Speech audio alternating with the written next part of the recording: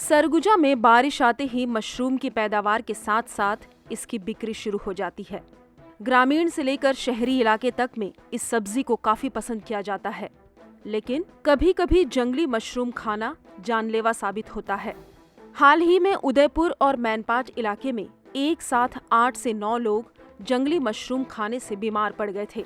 ऐसे में ईटीवी भारत की इस रिपोर्ट से आप समझ सकते हैं कि कौन से मशरूम को खाना चाहिए और किस मशरूम को नहीं खाना चाहिए। बायोटेक साइंटिस्ट डॉक्टर प्रशांत के मुताबिक सरगुजा में 200 से ज्यादा किस्म की मशरूम पाई जाती है। मशरूम की सिर्फ 28 प्रजातियां हैं जिसे खाने में इस्तेमाल किया जा सकता है। खाने योग्य की बात करें तो 27-28 ही गिने चुने मशरूम हैं जिसको हम लोग खा सकते हैं।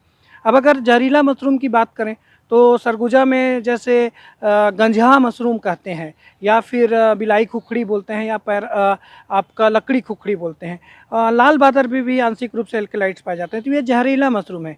ये ज़रूरी नहीं कि खाने से मौत हो जाए, लेकिन इसमें जहर की मात्रा के आधार पर तय होता है कि वो हमारे शरीर को कितना प्रभावित करता है। तो अगर हम कम मात्रा में खाते हैं तो उल्टी, दस्त और चक्कर आना और बेहोशी होना ये समस्या आती है।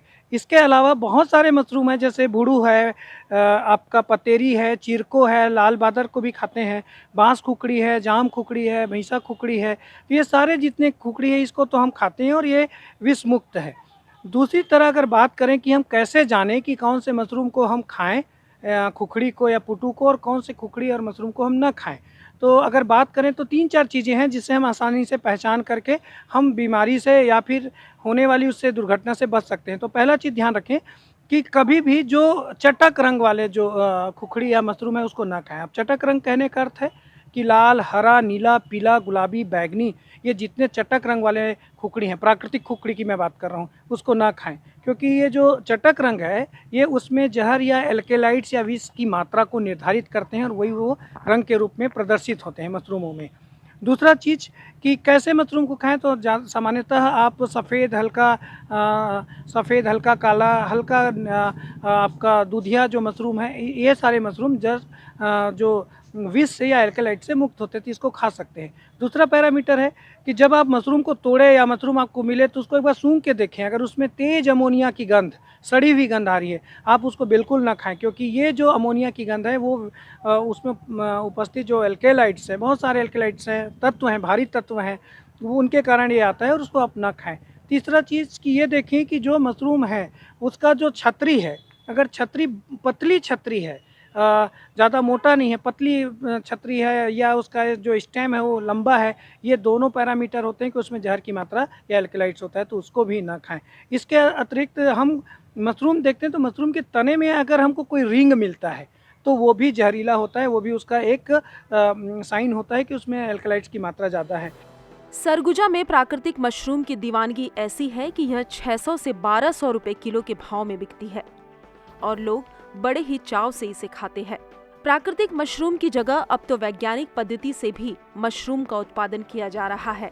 इस मशरूम का सेवन पूरी तरह सुरक्षित होने के साथ साथ सस्ता भी है। डॉक्टर भी यही सलाह देते हैं कि प्राकृतिक मशरूम का सेवन बेहद सावधानी से करना चाहिए, क्योंकि सरगुजा में बारिश के मौसम में ज्यादातर लोग मशरूम खाने की वजह से ही बीमार पड़ते हैं। अभी वर्तमान में जो हमें आंकड़ों से पता चला है कि 8 केस मैनपाट के और 9 केस लगभग उदयपुर के हैं। ये निश्चित रूप से एक चिंता का विषय है।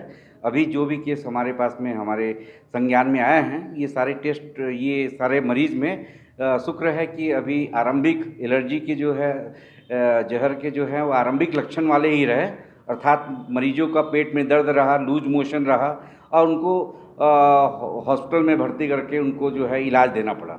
अभी बरसात का मौसम की शुरुआत है और मशरूम स्वादिष्ट होता है खाने में, परंतु मेरा तो यही आग्रह है कि मशरूम यदि आप खाते हैं, चाव से खाते हैं, तो ये इस बात के लिए ज़रूर सजगता रखें कि वो मशरूम कहीं जहरीली ना हो। यदि जहरीली है तो निश्चित रूप से उस शरीर में एक जहर जैसा ही काम करेगी और इससे जान भी जा सकती है। एक्सपर्ट की माने तो मशरूम का खाने के लिए चयन बेहद सावधानी के तौर पर करना चाहिए, नहीं तो यह जानलेवा साबित हो सकता है। ऐसे में ईटीवी भारत की आम लोगों से अपील है कि वह जंगल से मशरूम न लाए, वही मशरूम का इस्तेमाल करे जो खाने के लिए उपयुक्त हो। देशदीपक गुप्ता, ईटीवी भारत, सरगुजा।